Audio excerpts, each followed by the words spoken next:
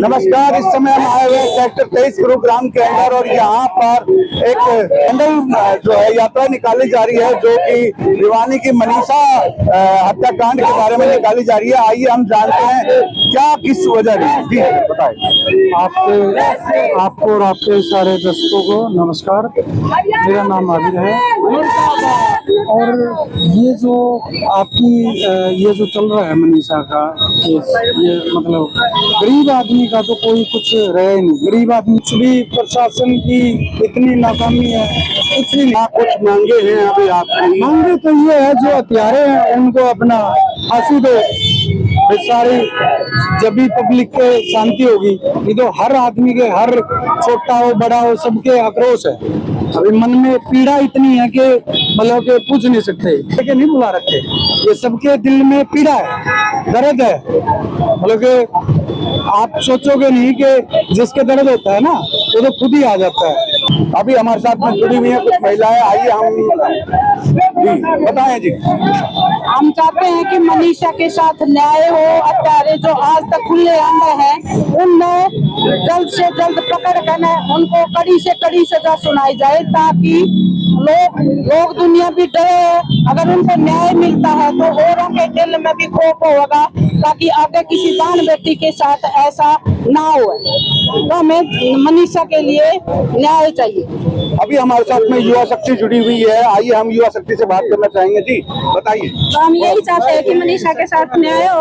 अगर ये न्याय अब नहीं हुआ ना, तो फिर आगे जैसे पहले बेटियां मार दिया करते ना, गर्म हुआ शुरू हो जाएगा दोबारा। तो कोई अपनी बेटी पैदा ही नहीं करेगा, ऐसे ही से कांड होने लगे। तो न्याय होना बहुत जरूरी है। हम सब यही चाहते हैं कि मनीषा को पूरा न्याय मिले, और जो मनीषा के हत्यारे दिन में उसके साथ जो पूरा का कांड करे, उन्हें फांसी की सजा मिले, और वो भी जल्द से जल्द।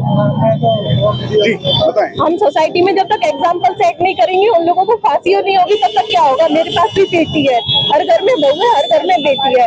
तो अगर ये राज्य सरकार से नहीं संभाला जा रहा है, तो इसको केंद्र सरकार को सौंप दिया जाए, लेकिन न्याय चाहिए। हम कोलकाता वाले केस की तरह नहीं छोड़ेंगे इस चीज को कि हमने छोड़ दिया। कितने केसेस होते हैं कि उनको छोड़ दिया जाता है, लेकिन अब जस्टिस चाहिए। न्याय कब तक हम ऐसे ही सहन करते रहेंगे गलत चीजों को? और समाज में बदलाव लाने की जरूरत है। अब तो केंद्र सरकार को, राज्य सरकार को, सबको मिलकर एक साथ खड़ा होना पड़ेगा।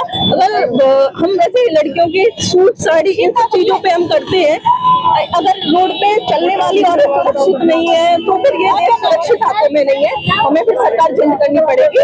हमें जरूरत है न्याय की, इस महिला के लिए, हर महिला के लिए सेफ्टी। हरियाणा को तो धर्म भूमि बोला गया। थोड़ी सी जब द्रौपदी का चेहरा रण होया था, इतनी बड़ी महाभारत हो गई थी।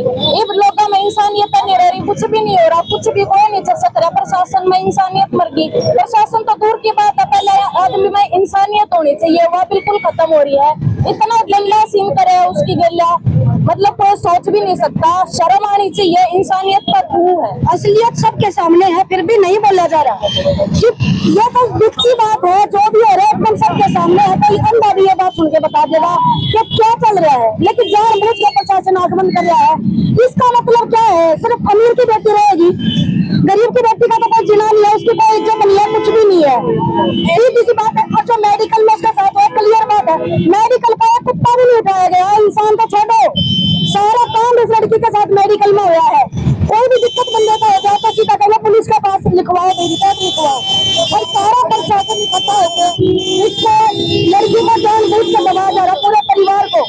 उसके बाद की चलता है, उनका परिवार भी मरेगा, इस हालत में उनका परिवार भी मरेगा। आज बिल्कुल ये साबित कर दिया सरकार कुछ नहीं है। और क्या अभियान होना पड़ेगा, खुद की रक्षा खुद करनी होगी, इसका कोई चारा नहीं रहा। यही है लास्ट, अपने खुद आवाज उठानी पड़ेगी। जो भी है भाई, प्रशासन से यही रिक्वेस्ट है कि हम भी एक लड़की, हम भी सुबह जाते हैं, शाम को अपने घर पे वापस आते हैं।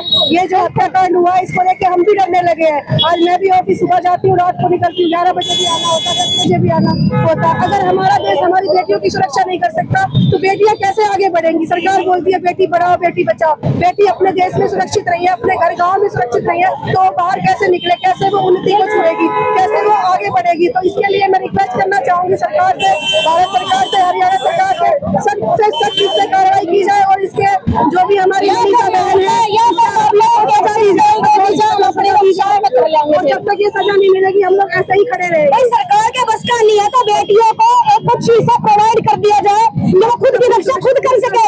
या तो सरकार हाथ आ जाओ, हमारे बस का कुछ नहीं रहा, हाथ आ जाओ भाई का सरकार दिखती बात है तो कुछ नहीं उनके बस का रहा है। सिर्फ करते जनता पैसे वाले की बेटी, नाम वाले की बेटी, नेता की बेटी रहेगी, गरीब की कोई बेटी नहीं है। गरीब की बेटी अमीर की संपत्ति होगी, इसका मतलब तो ये है। मेरी छोटी बहन है ये, कल ना मैंने इसमें बेचते डर लग गया बाहर ड्यूटी करा जॉब कर रही है ये, तो बिल्कुल डर लग गया भाई। हमारे लिए कुछ ना कुछ एक कानून बना चाहिए, हमारे का कुछ ऐसा हथियार दो, कुछ भी दो कि हम अपनी सेफ्टी कर सके। सरकार के भरोसे नहीं रह सकते। ये गुजारिश है कि सख्त से सख्त सजा दे जाए और भविष्य में कोई ऐसा कांड करे तो वो 1000 बार सोचे। तो देखा आपने किस प्रकार से यहाँ पर महिलाओं में रोष है।